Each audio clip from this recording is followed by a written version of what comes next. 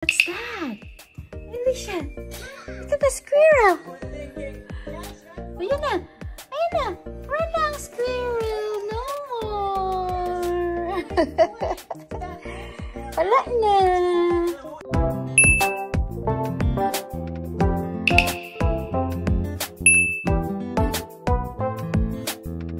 Good morning, guys. So, ngayon ay nagluluto ako ng ng munggo na naman.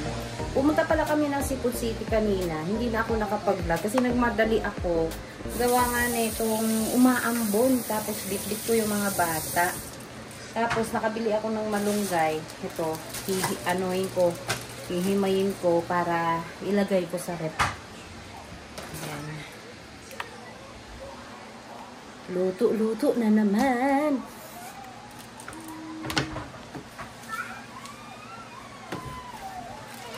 Bakit? Bakit fry? Ganito talaga ginagawa ko, guys. Kapag nakakabili ako ng malunggay, hinihimay ko. Kasi para hindi siya masira kaagad. Bakit? Why are you crying? Huh? Why are you crying?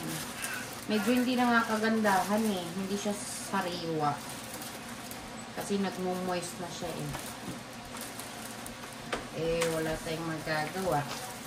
Minsan-minsan lang may malunggay dito.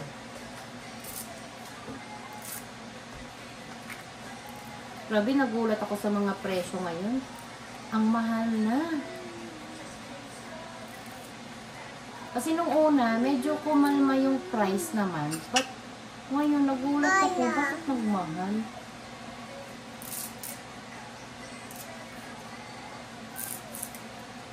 Kaya may tinanim doon si Ate Ruby na malunggay sa harapan namin. Sana ay tumubo siya. Eh, paano yan? July na kami ngayon. Pag mga August kasi, medyo na yun eh. Medyo malamig na.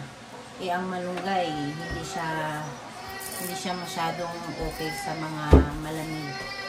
Mas gusto niya yung mga maiinit na lugar. Wait lang, Pio. Umiiyak na si Pio. Hindi ko napadede pala. Gutom na. Gutom na si Pogi.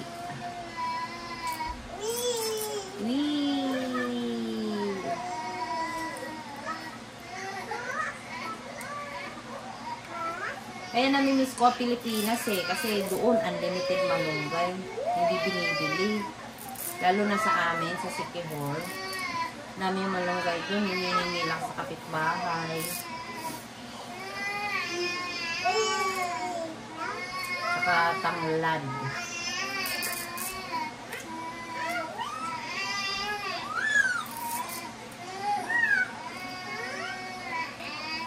Ayan na si Mami. Anuhin ko muna to, guys. Kasi si Pogi. Mamaya ko na lang i-continue. Yakit ko to kasi nag-aabang yung isang daga ko dyan. Ito na si Mama. Ay, shush. Mama. Sabi niya, Mama. Anuhin ko lang tong munggo ko na kasi baka maubusan ng tubig. Marami naman tubig. Mama, ayan na, magdododo na muna tayo. Eto na. Eto na. Eto na. Eto na. Ay, sus. Ay, sus. Talaga naman.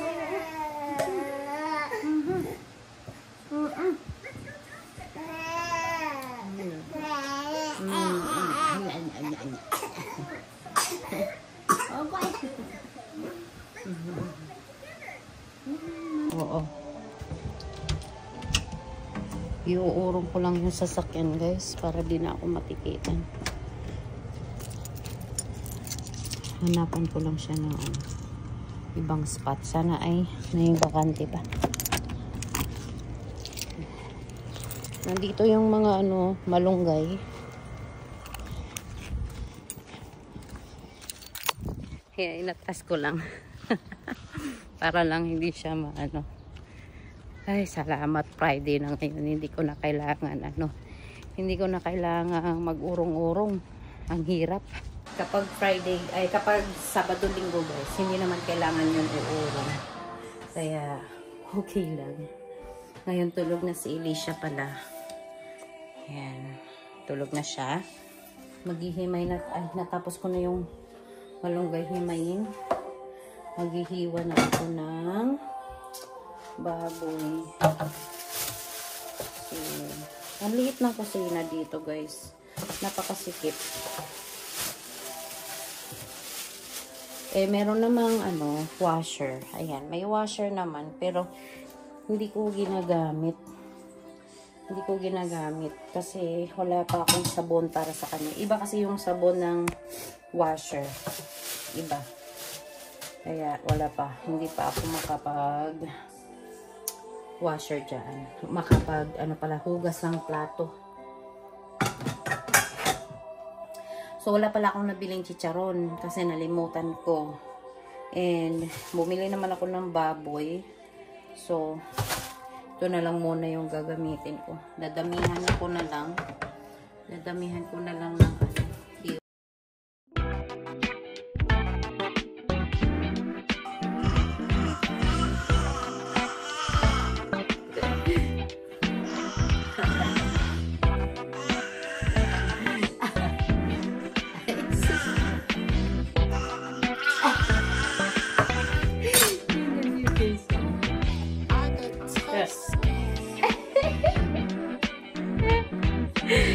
talaga naman yung batang yan.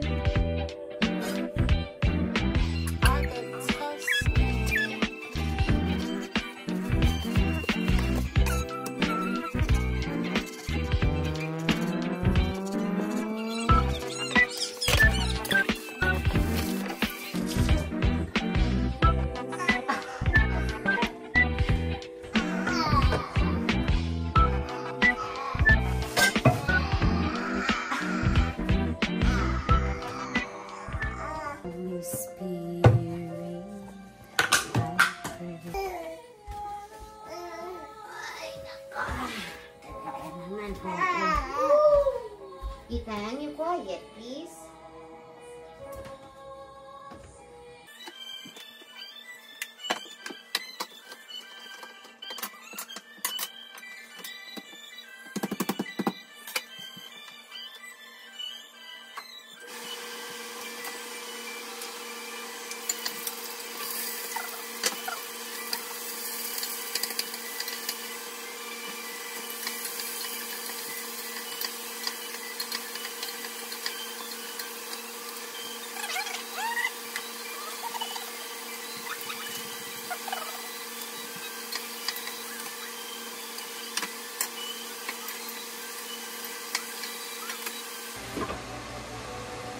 Mami ko ba? Wala naman. Wala naman. Pumupok yan.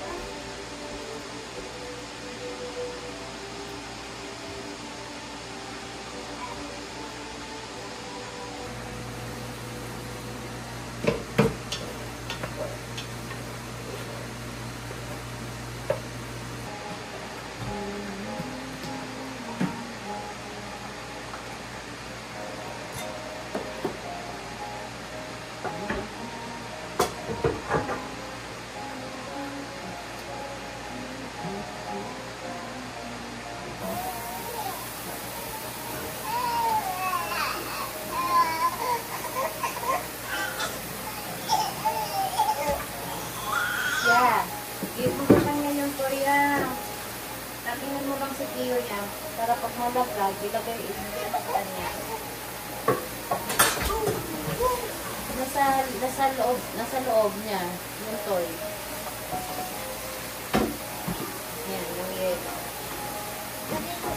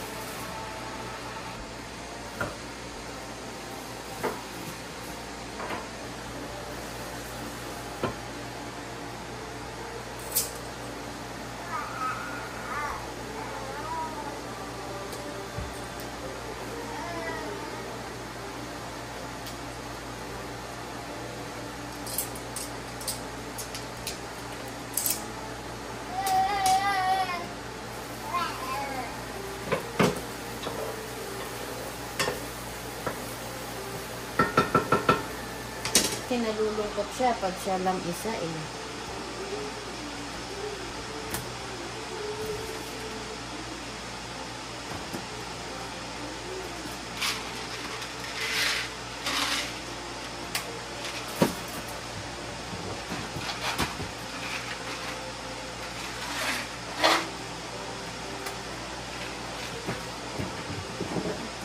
Yeah.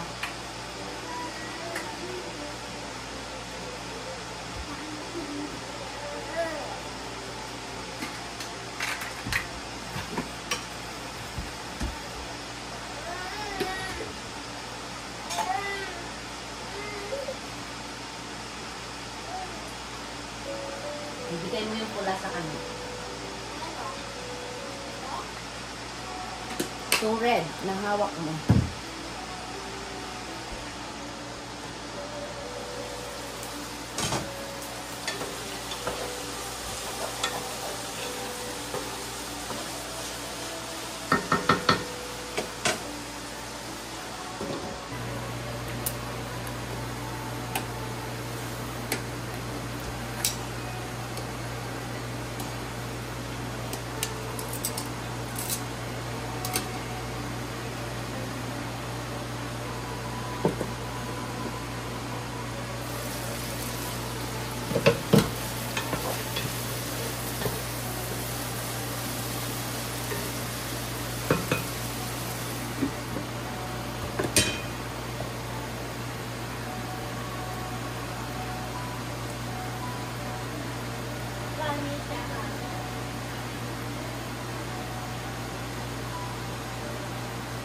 Excited ka na ya?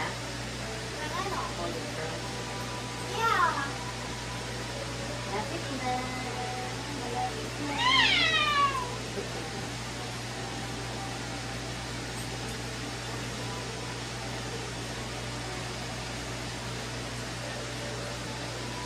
Yung ilaw pala dito guys, hindi pa din naayos.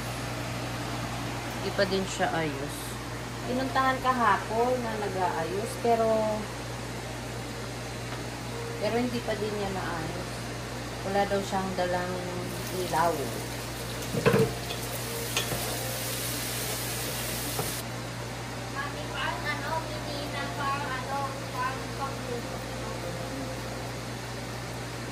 Gusto din niya magluto.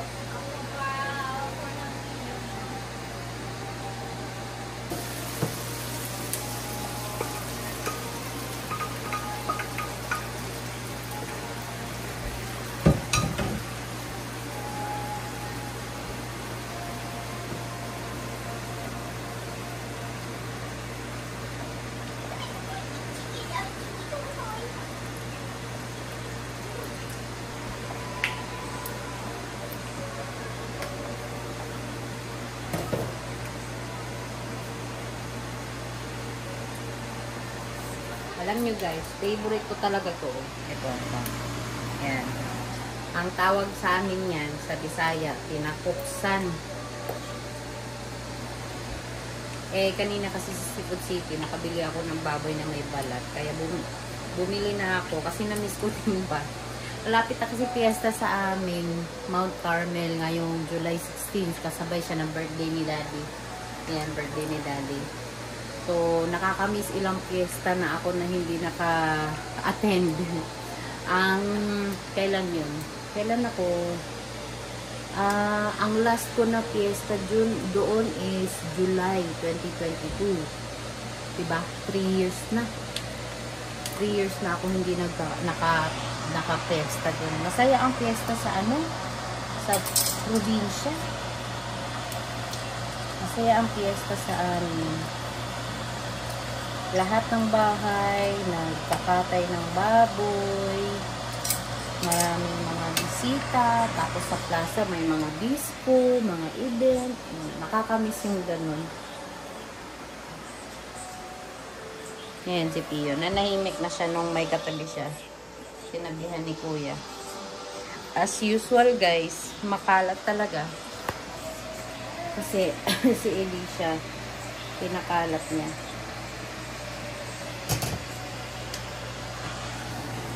Ayan, kumukulo na siya. Ilalagay ko na tong malunggay na hinimay ko kanina.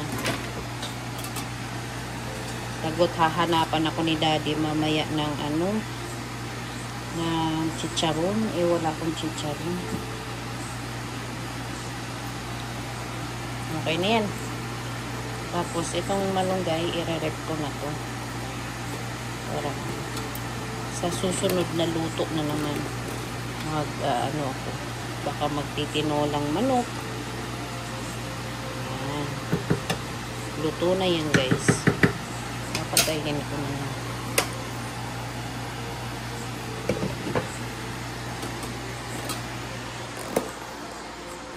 Lagay lang natin sa rep.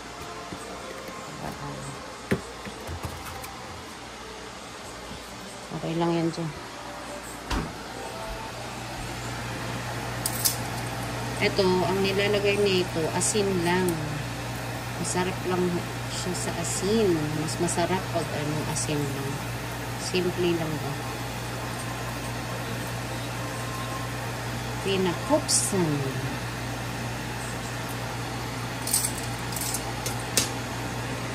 Hold on. Alam nyo, anong pinoproblema ko naman dito? Baka magreklamo sila sa mga luto namin ba? Kasi pag lumalabas kami, naaamoy namin yung mga ulam nila, yung mga niluluto nila. Paano pag magluluto ako minsan ng tuyo? Hindi na ako makapagluto ng tuyo. Ganun. Na. Naman yan. Sis talaga. Siya, mamaya kain na din kami guys. Kasi alas 12 na. Tulog pa si Elisha Ayan. Ito, ayan gusto ko yan, yung upuan na yan, ipapababa ko ni Daddy sa basement. Tsaka ito. Kasi masyado nang masikip dito sa bahay. Ay, sa taas pala. Masyado nang masikip dito sa taas. Kaya gusto ko ibaba. Duh. Malaglag si Pio. Ay, malaglag si Pio. Gising ka na. Oh, malaglag si baby brother. Oh. Ayun na, oh.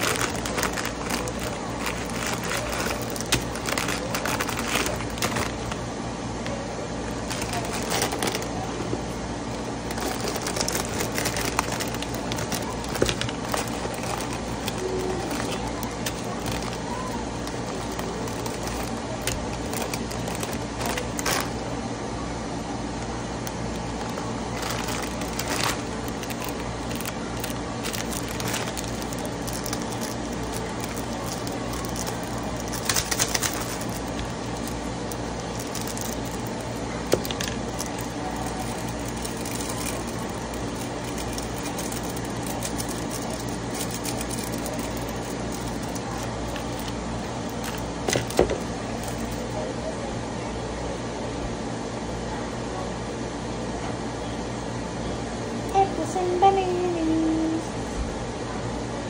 It's.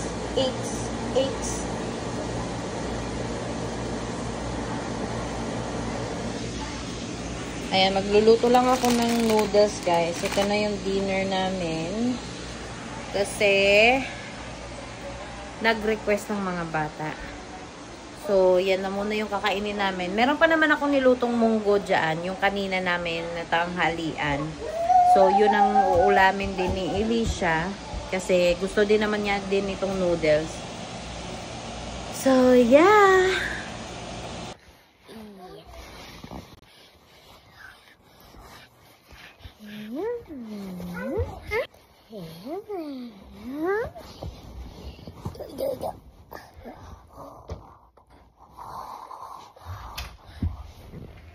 Daddy. Yan guys, diniligan ko yung halaman. Ay, yung nilagay ni ate.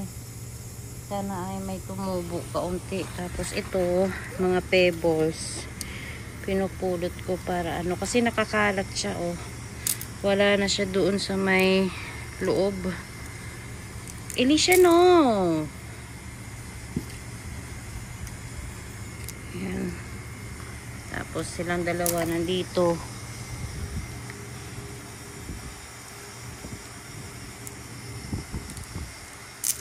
Pio. Mas tahimik siya kapag dito kami sa labas. Ayaw niya dun sa loob eh. Mas gusto niya dito sa labas. Elisha, that's big. That is big. Use this one. You can just use this. Not that one. Nasunog na yung mga grass. Ano kaya pang ano nito? Nanghihinayang akong magtanim naman kasi malapit na malamig man. Malapit na taglamig. Kaya nanghihinayang akong magtatanim. Hindi na siguro ako magtatanim. Next, ano na lang. Next year na lang ako magtatanim. Kaayusin ko lang tong mga pebbles. Iyo! Ano? Sino si Pogi? Ko talaga alam kung ano yung itatanim dito guys na green grass. Ayaw ko naman yung ano, yung fake grass kasi ano siya, tawag nito. Masakit daw sabi ni Daddy, nakakasugat daw. Kaya pinag-iisipan ko kung ano yung pwedeng i-ano dito para maging green siya. Tapos tatanggalin ko yung mga pebbles. Ayan, tatanggalin ko yan. Gagawin namin green grass lahat dito. Pero itatago lang namin yung mga pebbles para ano, pwede siyang gamitin pa. Ayan, naglalaro na si Elisha. Oh. Diba? Mas maganda nung nakalipat na kami kasi may mga activity na siya. Nakakalabas na kami. Matawa siya ng tawa. Naglalaro lang siya mag-isa. What's that?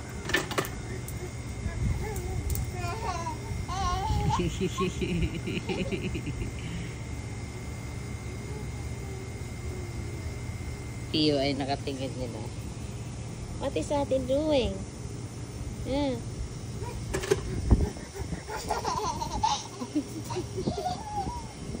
Sis talaga.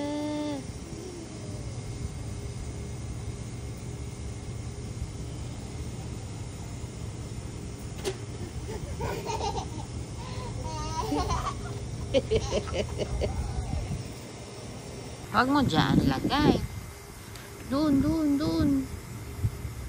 Tingnan mo, namumula na yung mukha mo. No, don't eat it. No? Tsura na ito. Huwag mo eat yan. Pawis ka na.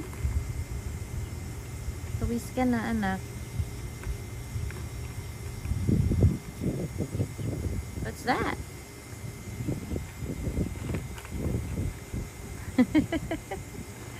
Pawis na pawis.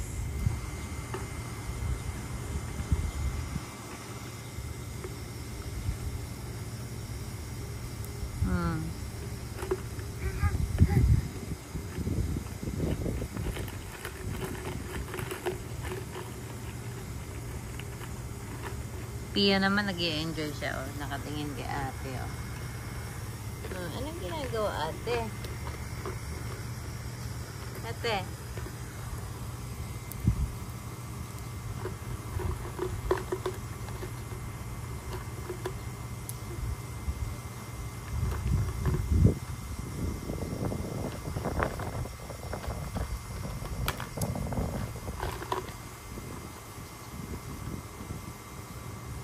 Oh, don't drink it. No.